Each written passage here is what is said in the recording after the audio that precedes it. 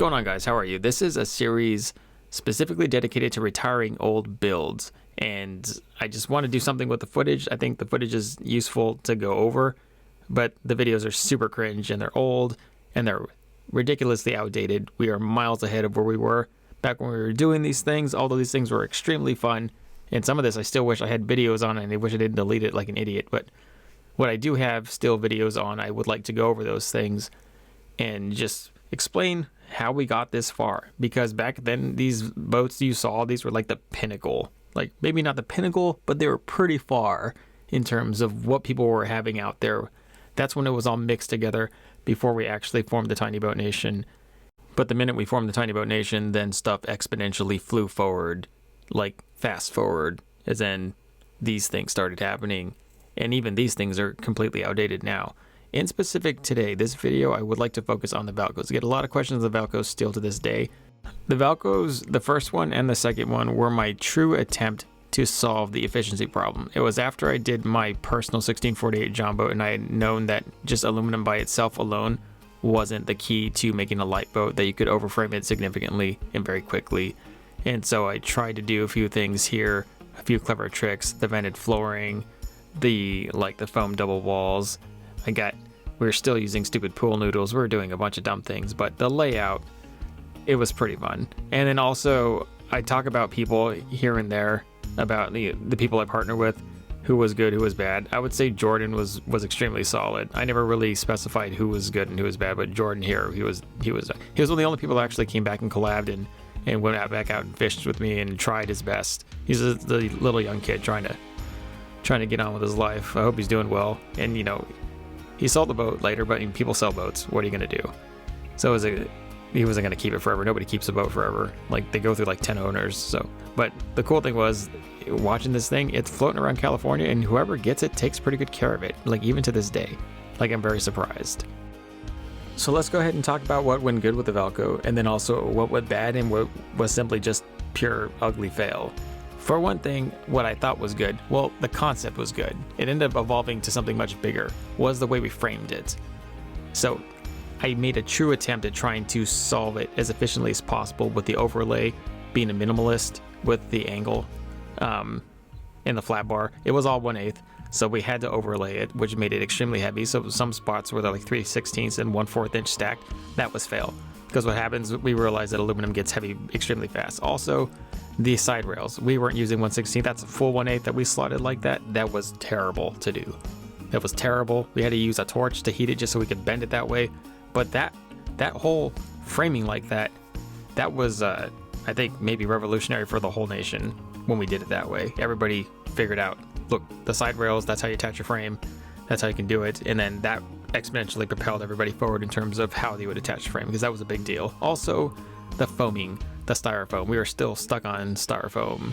We thought it was awesome because when we were gutting these boats, styrofoam was in them. And then now, if you look up the code of the USCG standards, no type of polystyrene sheeting is allowed in any boat simply because it melts when gas touches it. And then the pink foam is a little bit better because it's anti-mold. But the styrofoam specifically molds and comes apart, and rats love to go and chew it and make the little balls. They smell the mold, they eat it. Things that we did that were epic for the time were actually making a true plywood deck that was kind of a elitist deck. Something that you would see in major bass boats where there's a series of hatches that make up the deck. And also, we layered stuff. We layered radiant barrier sheeting underneath the yoga mat and then lined it with flat bar aluminum that we tucked around the edges of the carpet, and it looked super clean. And everybody was loving it. A lot of this was replicated. It's still replicated to this day, this actual style.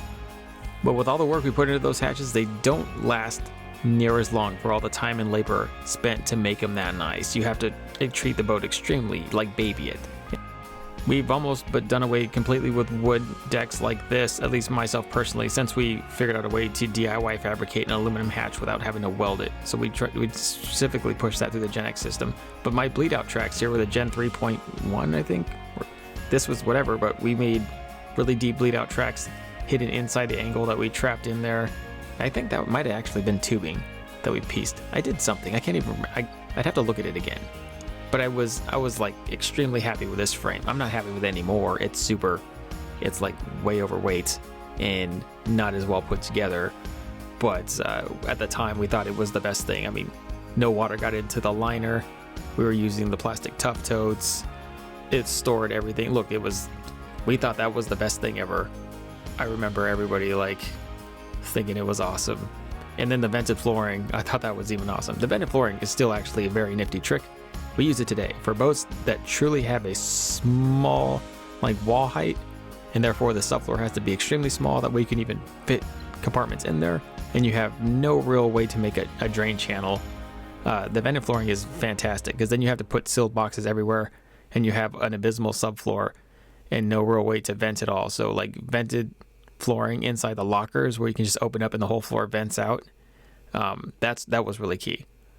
That was really key in a jump, but I thought it was awesome. It was overkill in the Valco because the Valco had high enough walls. I didn't have to do that, but I didn't really realize that because that's how like unknowledgeable I was back there. A lot of this was just seriously concept designs and experiments. Even the wiring, where I tried my first run at wiring and I used like stuff from Lowe's and Home Depot and a lot of it burnt out. The lights, the LEDs I put all kinds of time into burnt out in like a week. And then the rest of the stuff, it had to have gone by now.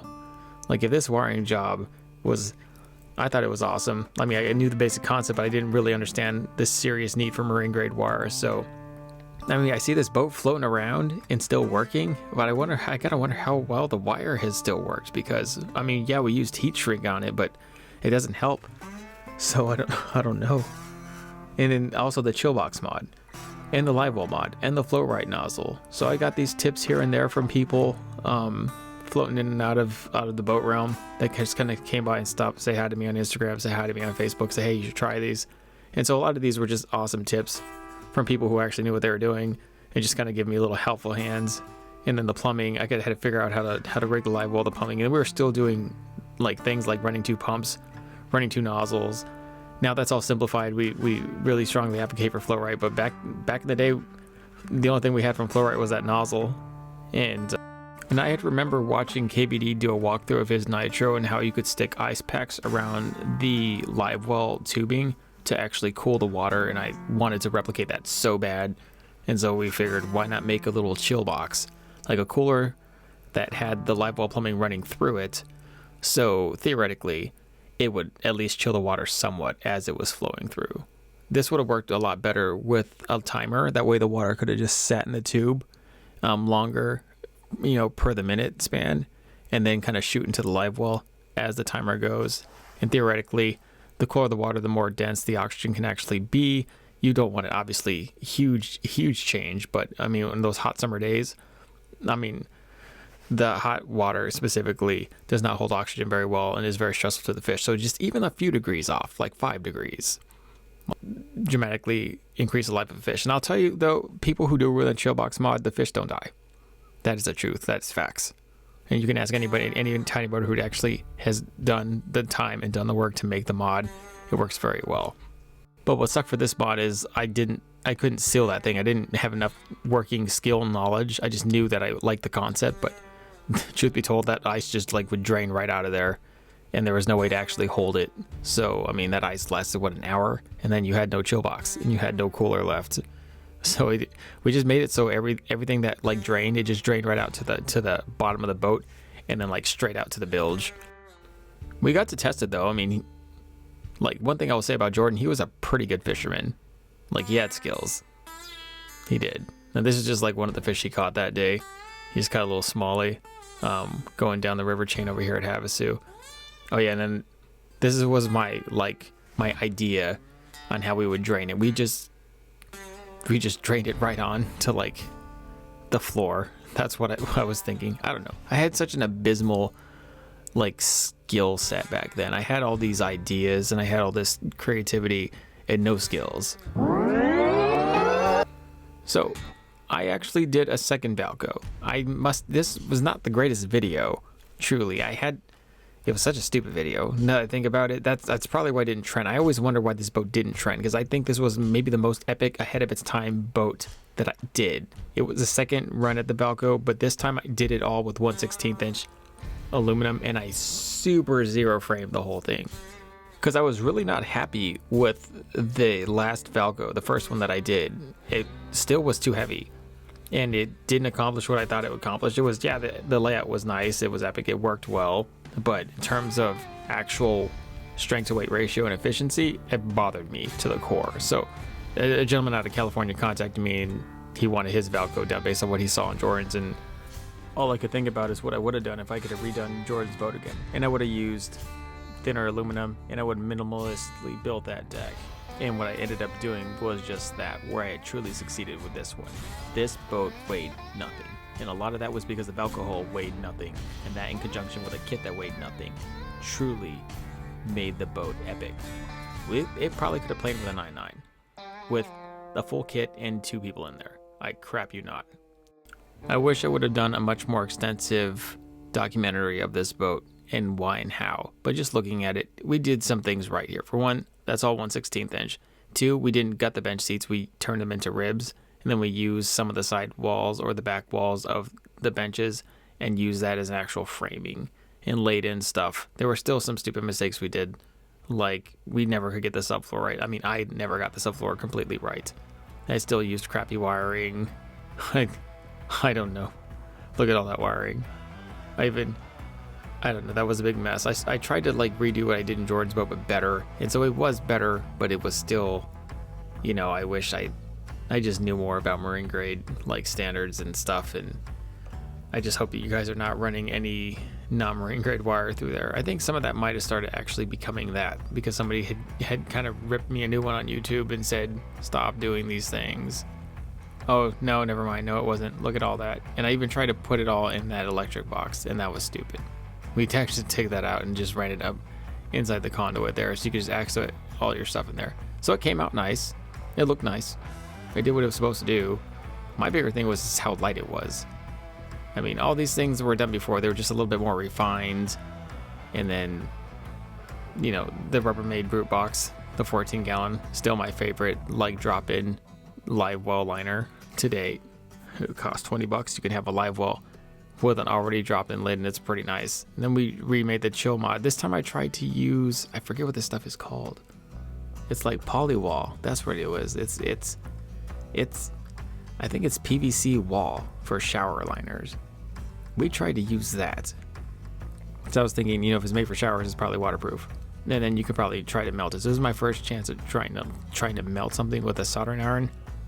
It all looked like it was melted. It still didn't hold water. I was pretty mad. Like I don't know, some of these things. What are you gonna do? What are you gonna do? I kind of gave up that. Any other chill box mod that's going in a boat is gonna get welded together. No more nonsense. So now that we've taken a look at both of the Valco builds, what was good about the Valco itself? Was it a suitable hull for a conversion?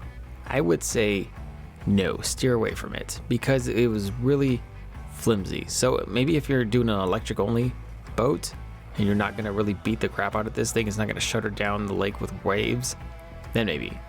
Because it was truly light. It was truly a light boat. I was extremely surprised. Like, I got it really good, and that was back then when I still didn't have near the skill that I have now. Well, now I could have truly made that thing epic. Truly have blown it out.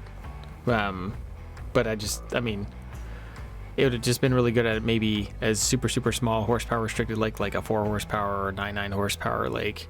It probably would have done all right. Or an electric only lake. I think it would have been a really good platform for that. But for anything running anything bigger than a 9.9, I wouldn't do it in a conversion with this boat. It just was flimsy, extremely flimsy. It had leaky rivets. They all have leaky rivets. The Valcos are notorious for leaking and just being leakers because they're just not made very well. Sorry. What I did like about the Valco and others like it, like the Gregor and I think some of the Grummins, is they just had that crazy like hull design. It looked like a miniature bass boat. It looks like a bass boat. Look at it. Like without the kit in it. It just has that frame and those odd bends and those trendy little outward dills. I really did like the hull. I just wish it was built a little better. One of the things I did in this boat that I never did again was I ran that wire. You see that wire going into the hatch? I hit it up through the pipe and I actually made a light up there, right there. And it actually worked really well. I don't know why I have never put that back in a boat. Now that I've seen it, I'm going to put it back in there. Oh yeah, and I included a live well timer. Look at that. I finally had the sense to put one in there. And I made a little thing there for the phone. I tried to like key on that. The phone was super important. I tried to make something there. Even a little slit there where the cord could just kind of slide in through the USB port there and just be there. So some cool things, really. I don't know why I didn't implement a lot of it. I just kind of moved on and had new ideas, I guess. I ran the locker fully tubeless. I had full vented flooring on each major compartment. So we did carry over some of the things from the Valco that I thought were really successful in it, and we paid it, forward in this one. We tried to keep a pretty traditional core. I was all about that core with the bigger hatches on the back. The only thing we did very differently was we just left the back open, completely open. So you just throw stuff back there. It just seemed to be like the best thing, where we could add little wings and stuff, but we just didn't do it. Kind of just put it back there. I didn't have a good answer for it. Now, looking back at that was stupid. I should definitely put a deck back there and had some more usable space back there. Before we went complete full-on aluminum everything, I'd say that this was a pretty successful wood aluminum hybrid build. It was one of my favorites. It was not well documented, well covered, but this was like kind of the one that never trended and got away. And I wish this was the Valco that trended over the other one, but whatever. Hindsight's 2020. I want to shout out to my patrons because I would have never made it this far without you guys. Thank you so much. Tight lines, everyone. Peace.